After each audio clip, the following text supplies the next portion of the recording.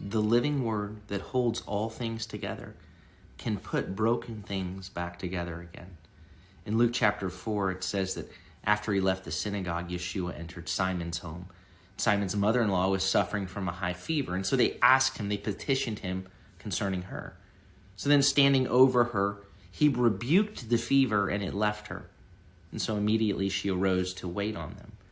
There's a remarkable thing that happens in this story.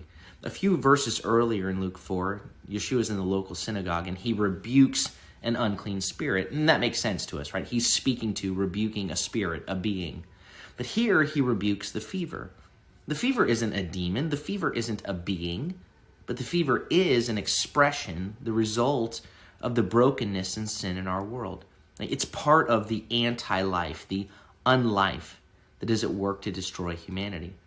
I want to be clear. The fever is not a result of some particular sin by Simon's mother-in-law. But the fever is part of the condition of this world. The fever itself, of course, we understand, is fighting whatever the sickness is, right? So again, Yeshua is dealing with the whole process of anti-life that is at work in this mom. And as Yeshua, the living word, right? He's the word of life, the word by which all things are held together. As he rebukes this condition, it changes. The condition responds. It must, because his word brings life. His word makes whole. And Yeshua is the same yesterday, today, and forever. He still makes whole. He still heals. There are three primary ways Yeshua heals. Number one, he heals naturally. Number two, he heals through medical means. And three, he heals supernaturally in response to prayer. When I say he heals naturally, what I mean is this. There are processes that he creatively put in place that bring natural healing to our bodies, right? The whole system of what white blood cells do, the whole way they attack sickness and disease. It's amazing. When a scab is formed, that is one of the ways that Yeshua heals, because it is a process that he, the creator, embedded. Second, he heals by medical means, right? When that cut needs to get stitched up or more, whatever the means, it is the creator that has put processes in place. The things which we discover, or the things we uncover, we come to understand. But it's God who has enabled us to do these things.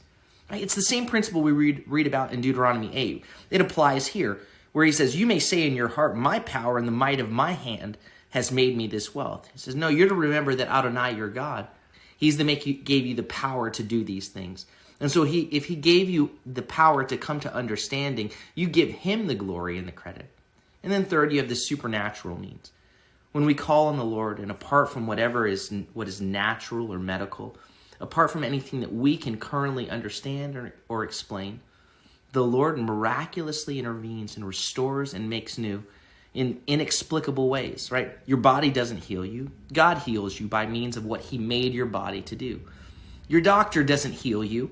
The Lord heals you by means of the understanding of the principles and the processes that God has put in place that have enabled your doctor to help you. And then listen, even your prayers aren't what heal you. It's the Lord who responds to our requests, to our petitions. He heals us by his power, by his word. And he still heals. Over and over when you read in the Gospels, you see that Yeshua walked in healing. He was restoring. He was making things new. He was healing. It goes on in the passage that says, when the sun was setting, they brought to Yeshua all who were sick with various diseases. And he was laying hands on each one and healing them. Matthew reminds us in Matthew chapter 8 that this fulfilled what was spoken through the prophet Isaiah when it said, he himself took our diseases and carried away, took our sicknesses and carried away our diseases. Right? Shabbat was ending and people are streaming to Yeshua. It says they brought all who were sick with various diseases, and he took the time to lay hands on each one of them and he healed them. Now understand, this world is broken. Our bodies are still decaying. Yeshua is the first that has been raised from the dead to never die again.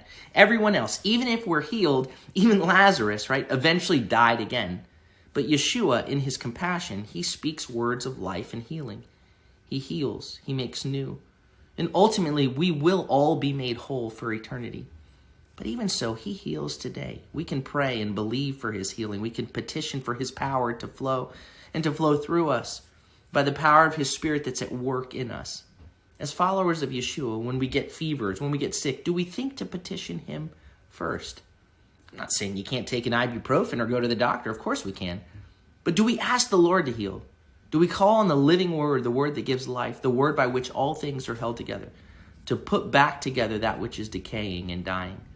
Psalm 107 says they cried out to Adonai in their distress, and he delivered them out of all their troubles. He sent his word and healed them. In your pain, in your distress, call out to him. He still heals.